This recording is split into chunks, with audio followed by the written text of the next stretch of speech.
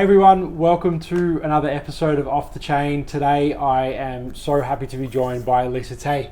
Thanks so much for joining. Thanks for having me. I'm excited. Great office. It's amazing to be here. Oh, thank you. Yeah, located in the heart of Richmond. Absolutely.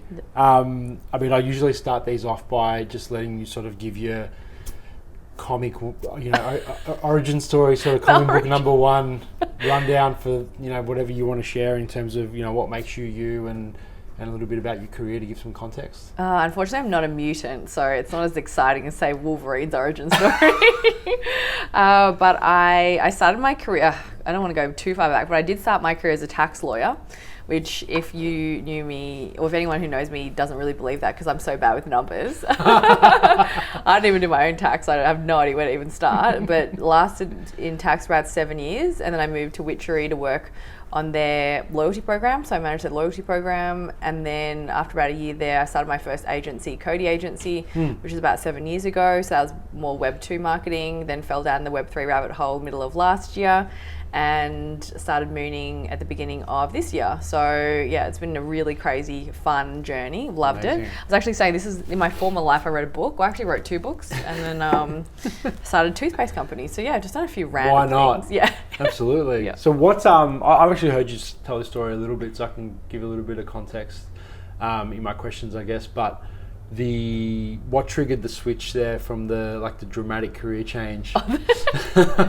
Look, tax is not fun. Sorry to any tax people out there watching. I was never passionate about it, so every morning I felt like it was a job. Yeah. And I think a lot of people can relate to maybe going out of corporate and then moving to something else. And I think over time I realized I really wanted to be a bit more free and have, I guess, a bit more control over my destiny to some degree. And then I fell in love with social media along the way. That's cool. Yeah, and I just love, I love consuming content at scale. I love sharing content and having, people from all around the world be able to see it. And so I discovered social media, fell in love with that, started a website, which is still going today, which covers fashion and beauty and lifestyle news. Cool. Called Coutouring. And we told stories of people in the industry, like the fashion, beauty and lifestyle industry. And then started the agency probably about 7 years ago. And the stuff that we were doing wasn't even really a job back then. So, doing things like sharing or creating content for brands, managing their social channels, working with influencers, that was still so new. Super new, yeah. Yeah, so brands were literally like, what can you help us create stuff for our own channels? I'm like, yeah, probably actually. So was it well, aside from what you mentioned around the, I guess, it feeling like a job, did you ever have anything growing up that sort of made you think that you had like the entrepreneurial flair, or like what sort of gave you that, all right, I'm going to do this? I used to make my own clothes. Okay. No, well, it was led by passion or I think confidence so. Or self-belief, mixture of all. I mean, I think it's mostly delusion, just absolute ignorance. Blind faith. Blind faith. Definitely. I mean, we were talking about this before. Running an agency or starting your own business, it's really hard. I'm not even going to sit here and pretend it's glamorous. It's not. It's honestly tough. Dealing with people, it's really challenging. Many people. Different ideas and all the rest of it. Exactly. We have to end up with the same exactly, result. Yes. It's like the best and worst part of running your own business, like people. Like 100%. When things are going well and it's amazing, it's really great. Yeah. And when things aren't working well or things aren't working out, it's that's the thing. Herding cats. Oh yeah, or that makes me lose sleep.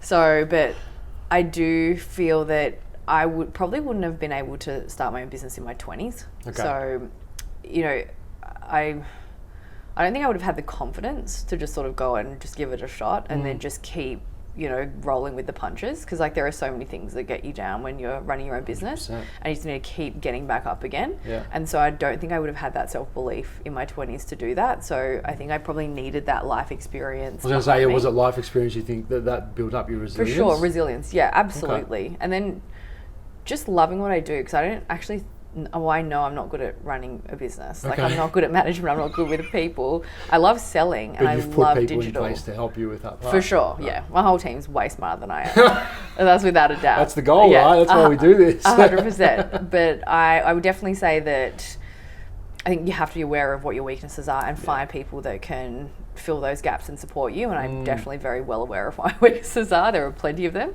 But, you know, just being able to acknowledge that and recognize that there's nothing wrong with that. Like, you know, you can't be perfect at everything of or course. could be at everything. So, yeah, I think just understanding that. No, that's cool. Now, obviously, so, you know, quite a decent career in the marketing space from a Web2 perspective. Then, you know, in my opinion, like any good business mind or marketer in general, saw the parallels and the similarities. I'm putting words into your mouth, by the way. This is what I saw. They're all good words, so keep going. Yeah, so I mean, I'm sort of trying to, you know, I guess put myself in your shoes, but, you know, think back to when I sort of first discovered what it all meant to me. For me, it was, I've been in music for over 20 years, obsessed with sport all my life, played it for a big part of it, and then been in business for 22 years. And the combination of those, the combination of routine. The combination of all of those with NFTs for me was like, well, why am I doing anything else? Now, I'm assuming that combination for you wasn't same, but like I was saying before, the parallels and the similarities from a positioning, I guess, you know, product perspective, I guess you sort of saw that, you know, that similarity there, or what sort of made you think I need to not just offer a Web3 in my business, I need to go all in and start my own Web3 agency?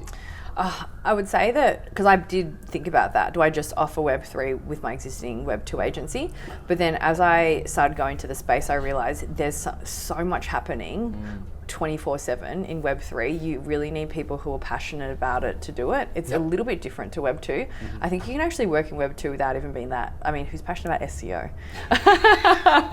But, you know, things aren't changing at such a rapid rate that you need to be hardcore passionate about it to keep up. So sorry to all the SEO people out there. I'm sure there are people there who like it. But, you know, with Web3, I realize it's like you have to actually have an ability to consume content at scale. Because it's just changing. Things are happening all the time, and there's obviously, as everyone says, there's no playbook, there's no roadmap, so there's no learnings that we can really look back on. So everything's just happening almost in real time. So I thought, okay, I'm going to need to create something quite specifically focused on this with people who live and breathe Web3, because that's the only way you can be successful in the space. If you're willing to jump all in, and you literally can't do Web3 half-assed. You've got to be all in. What's what people are paying you for, right? Having your ear to the ground. Yes, exactly. There needs to be that relevance there, because what I've seen, you know, the expectations from a consumer standpoint, even before this was a thing, was already increasing substantially, right? Consumers want everything how they want it, when they want it, where they want it. Now, the real Web3 maniacs from a consumer perspective, once they've understood what the potential is and what it can unlock for them, their expectations are even higher. 100%. And let's not even start talking about Discord and how they hammer the founders if they're not getting what they want on that 24/7. Aside from that, I completely agree with you in the sense that, you know, if you're going to offer this service, really what they're paying you for is almost like an audit or a sense check that there's relevance there for that Web3 native audience, and or something like a Starbucks where they actually, you know, you actually are removing friction and you're utilizing what's available to you to elevate the consumer experience, right? That's what we're trying to do at the end of the day. Oh, definitely. And I like the way you put that, because a lot of people just go, oh, let's just do something in Web3. But I'm like, but if you can do it in Web2, then you kind of, you know, I don't know if necessarily Web3 is right for this, because you can probably do it with less friction in Web2. Totally. So it's really thinking about how you can utilize the technology to add that extra layer of experience for your community or your customer. And that's really what we're focused on at the moment. Love that. Because, you know, I think we're all sort of feeling the pain of the crash, you know, with crypto. So when we first started, there was so many just random NFT projects, people just trying to get rich. But now, like, the real hardcore people are still in the space. And that probably would have cleaned out a lot of agencies that just popped up, you know, because they thought, okay, great, we can make a, you know, quick dollar helping these projects. And non-committal as well, right? Like the ones that just added a Web3 service because someone bought an NFT somewhere in their agency, so then they can offer the service. Exactly. Whereas if you've gone All super in. niche like you've gone, then obviously there's credibility there, and that's important in this space, especially when there's so many moving parts and they're moving so quickly. Yeah, like you wanna trust the people that are building in a bear, because like we freaking believe it. What else are you here for? Exactly. Yeah, exactly. Yeah. We're not here. This isn't a trend for us. Like we're riding. There's no fast money to be made. There's no money to be made at the moment. But we're the true believers. Like we're going to be here when the chips are down. And we're still believing in the space. So 100%. Those are the kind of people that you want to get on board, because we'll have so many amazing learnings that when the bull comes back, please come back soon. When it comes back, we'll have the time in the space under our belt, and that's something that you can't buy. No, for sure. I think that there's lots of war stories to be told over the last few cycles from a crypto perspective. Yeah, absolutely. But there's much more relevance now, in my opinion at least, because of the tangible applications, I guess, to business, where crypto's a lot of back-end improvements. Obviously, crypto's on blockchain as well, but the NFT component that's on blockchain, it's mostly customer facing. Yes. Well, really, right? Like in essence, we're just talking about the elevated consumer experience. That is what we're focusing on, and really, because that can be seen more, the knowledge or the execution and the outcomes when there are more eyeballs on it, there's you can be more effective as a Web3 agency, because you've got more runs on the board. Yeah, and crypto, I really feel like it was appealing for traders, like people who are just wanting to invest to make money and sort of sell and buy. Well, culture's in play now, right? Exactly, yeah, and that's really what's, seeing brands like Nike, Adidas go into the space, Starbucks, you mentioned before, those big brands, like they bring in the masses. You've got platforms like Instagram, Reddit, Twitter, they're all integrating NFTs. So this isn't going away. So for me, I just looked at that and thought, okay, this is something that's going to change the way that we market. 100%. So, and you mentioned before around sort of the Web2 versus Web3 play. Did you mean that the projects you're looking at now, and the friction point is a massive issue, right? In the space where having to try and educate people about all these different steps they need to take and stand on one leg while praying that it all works, versus, did you mean you're trying to make the experience as native to them or as comfortable to them, while also utilizing some of the Web3 technology in the background? Is that what you meant? You sort of making the two meet in the middle? Yes. Or are you saying, okay, you are? Okay, yeah, great. definitely. Because it's hard when you're trying to onboard people into a new space, even though kind of arguably it's just an evolution of the internet. I don't know, like someone's obviously made a decision to say, we're going, this is Web 2, this is Web 3. Yeah. And so... But it's grey. It's in between. Well, for sure. We're like in Web 2.5, because as you mentioned, the tech's still so new, but there is going to be a bit of responsibility for the big brands, especially jumping into the space, to educate their customers. So they're going to need to understand what's a wallet. Do they need crypto? How do they even see their NFT once they bought it? What can they even do with their NFT? So it's just ensuring that experience is as seamless as possible, because you just don't want people to have bad experiences with the tech, like get scammed in Discord. Like, this is the end, this is all the scams. Like, even with FTX, I'm like, oh my god, all we needed. I know. I was like, can we catch like a small break? Like, first a pandemic, then we bloody had an earthquake in Melbourne, and then bloody I don't know what. War in Europe. Yeah, war in Europe. Yep, inflation. Yeah, crypto crash, and then FTX. Like, okay, we need to just. No, it's crazy. Settle for a bit. So what are some examples of stuff that you guys are working on? So we actually just launched an amazing collaboration with the Accor Hotel Group at the Pullman Hotel. Up to Sydney. Yeah, nice. That was honestly actually one of my career highlights, like seeing that whole project come to life. That would be so cool. And getting to talk to one of the artists, Shanae, she's an Indigenous artist, like incredibly talented, passionate. This was their first NFT. And then I was just standing around the hotel, waiting for our event to start, and just random people were just walking up to the exhibit and just going, what is this? So cool. And then I was like, have you heard of what an NFT is? And they were like, no, what's an NFT? And so I was explaining the whole thing to them. I thought this is such a great way for them to go in and actually experience what an NFT is and learn about that whole, I guess, movement in tech, Yeah. and then get a bit of a real life understanding. So I still think people are just like, it's just a picture, it's just a JPEG of an ape. The crew at Oshi Gallery in Yes. Collingwood, Yes, yeah. they've been telling me that they get about 100 people a day through that's there. amazing. And they educate them. Yes. And almost everyone leaves there like, all right, I get it. Yeah, exactly. You know, I guess, you know, that's not a scalable way, but it's a grassroots way. Definitely. And if enough people are doing that, and then obviously the amplification and the halo effect ends Exactly. up happening, right? And we get like actual use cases that people can talk about. Exactly right. So they'll be moving all around Australia, which would be Great. awesome. So Oh, they'll be that's so like cool. going around some of the Pullmans in Australia, Yeah. and then we've got an NFT platform, like a sports one, coming out with Nathan Lyon, who's a Cool. big Cricketer. Australian cricketer. Yeah. Yeah. So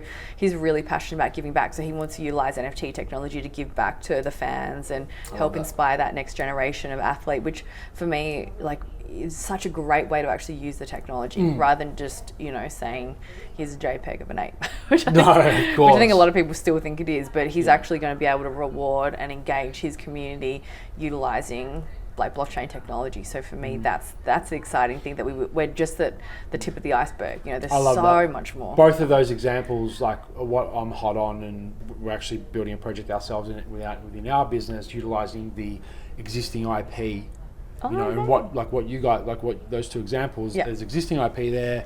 In one instance, as an artist as well, that has been able to collaborate, and you're not starting flat-footed. Yes. You know, you've got some IP to leverage and build off, Yeah. and it's not a brand new unknown artist that's releasing 10,000 apes and you know, like praying that it works. Yeah. Obviously, that period's gone. Yeah.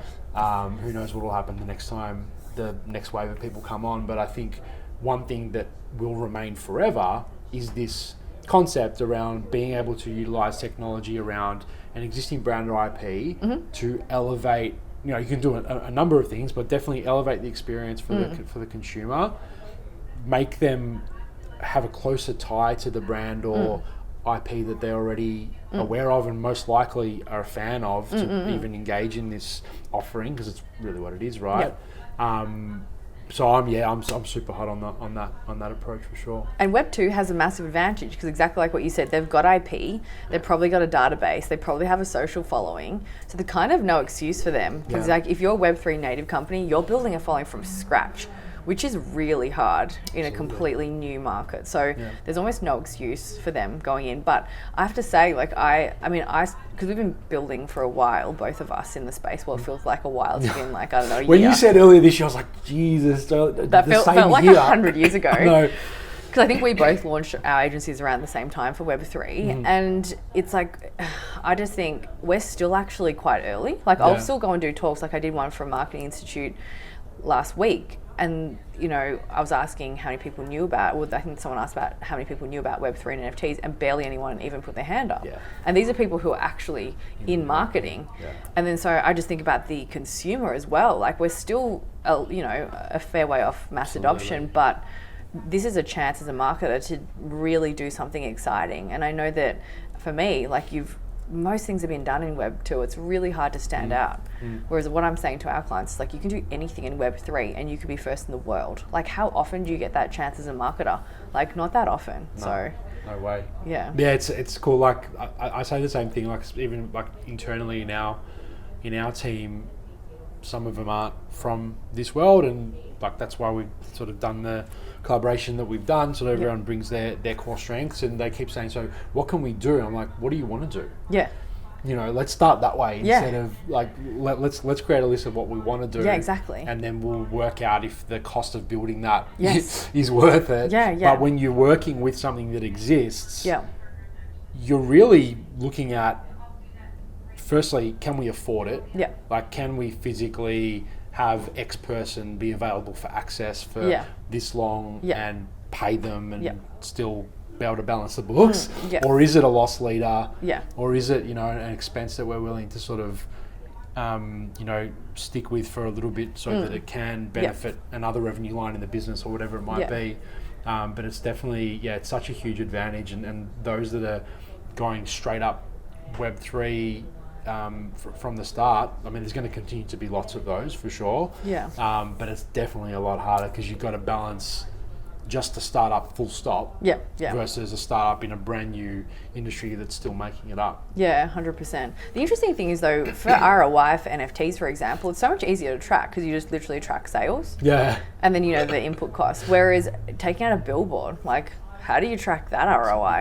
You can't. Or TV ad or radio ad. Like, that's just, sure, that's brand awareness and that's impressions, but NFTs can actually become a new revenue source, which I find really exciting as a marketer that's been working in organic social for 7 years. Yeah. You can actually prove where the money's coming from now. Yeah, seriously. I just think back to, I've been battling for 7 years to justify why you need organic social. So like now at least I can go, there'll be an ROI. If you sell X amount of NFTs, it will represent X, It'll show Y, up Z. in your wallet. Yeah. So that for me is exciting.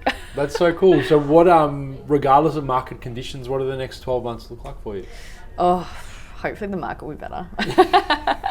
I definitely feel like we're going to see a lot more Web2 companies. Like we'll be helping a lot more on board into the space. 100%. So that's for me the exciting thing about next year. A lot more companies will be looking at, your Nikes and those other big companies going to the space going, okay, we need to be doing the same thing as well. So there'll be a whole lot who are wanting to and willing to take that leap.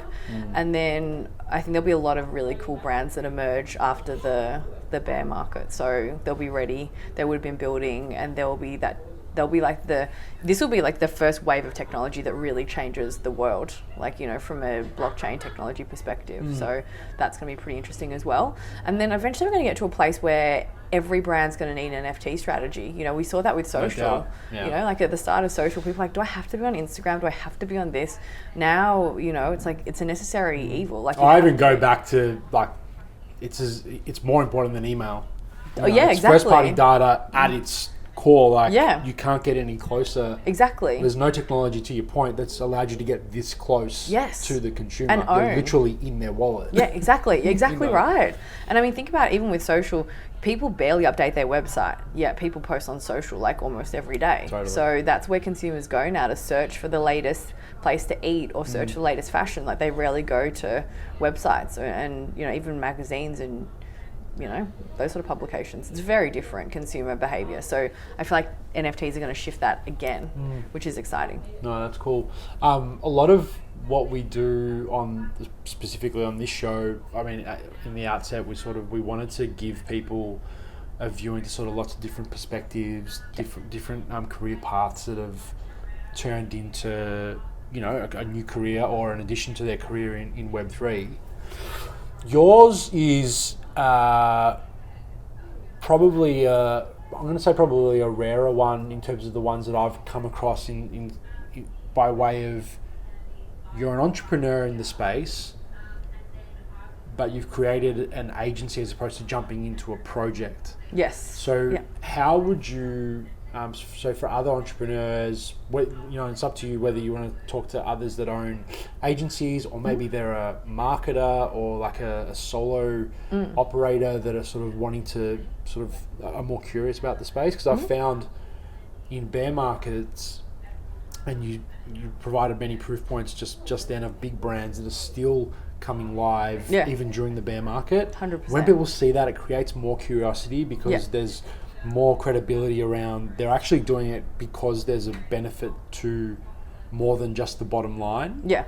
So very, very long question. What would you say for anyone that's sort of curious and looking to sort of get into the space?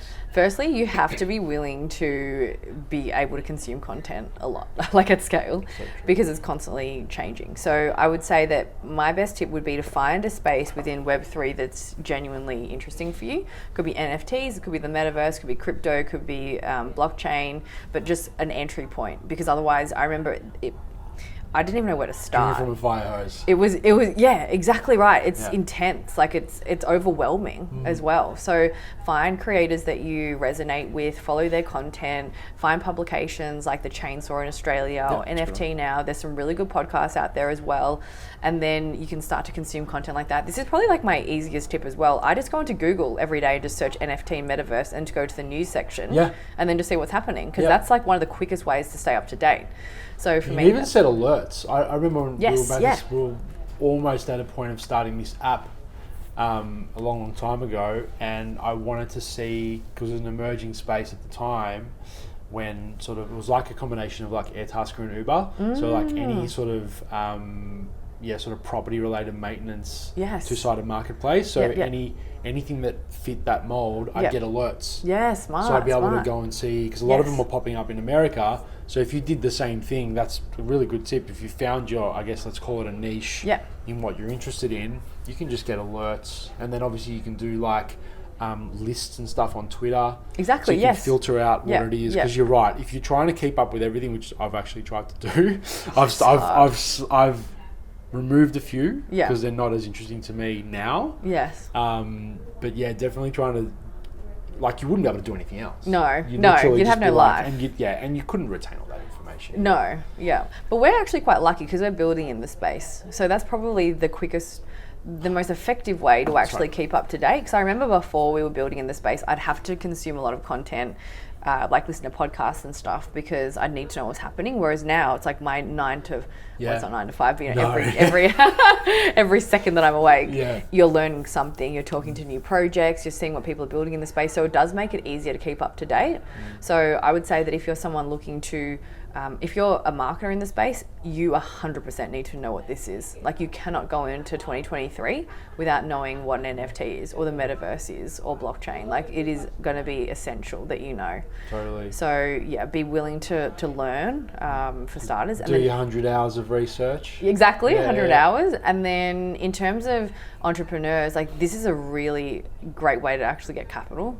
If you just go, I'm doing something in Web3, it's like the VCs will probably throw money at you because it's new, it's exciting, it's innovative, but be willing to, try and find some good partners, because it's going to be hard. Like, because you can't really just look at what's come before, because there's just not a lot of companies. It's a completely different world now. Exactly, which means that it will be harder to build on chain. Like, it will be harder to build, companies and software and things like that when there's nothing really to learn from. So it does take a bit of someone with a big risk appetite, but 100%. As they say, fortune favours the bold, so it's a really good chance to actually build the next unicorn. Absolutely. There aren't, like, from what I've seen, an enormous amount of Web3 dedicated agencies out there. No.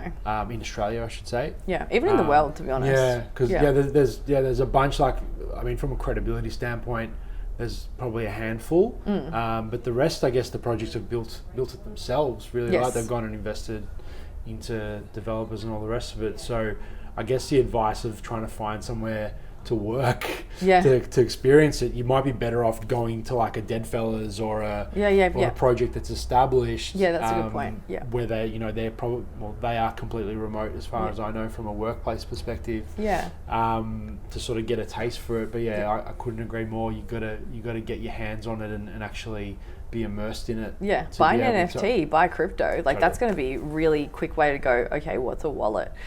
Learn about that. Yeah. So you have to get your hands dirty in Web3. There's like really no other way. No, totally.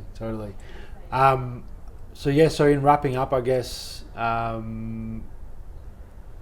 wanted to, I guess you've given your little points there on the ways to get in. Is there anything else that you want to sort of make comment on, or anything you wanted to leave us with to wrap up? Put you on the spot. I would say that, events like we've got, NFT Fest, you put on events, like those are great ways to meet people in the space and to learn. So the more of those you can go to, just go there, even if it's just you on your own, get a ticket and go along, and everyone's actually very friendly in Web3.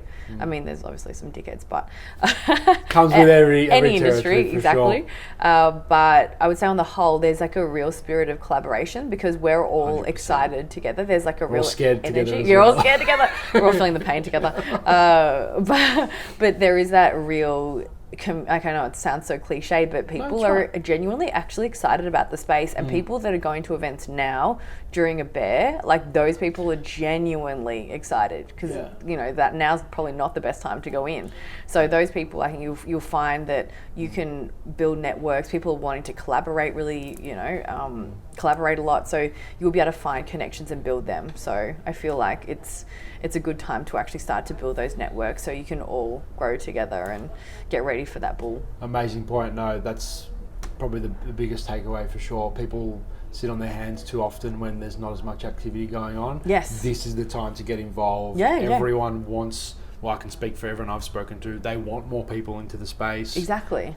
They're there with open arms. This is where after NFT Fest, so I can't say go and get a ticket. It's probably sold out by now anyway, so that's all good. So we're looking forward to that, and then there'll certainly be more events, which looking forward to catching up with you at many of them. So thanks so much for joining. It's been heaps of fun. I really hope you've been enjoying Off the Chain so far. No matter how you're consuming this content, please leave your feedback either through the content platform itself or find me on Twitter at Off the Chain Web3. Cheers for your support. Thanks a lot.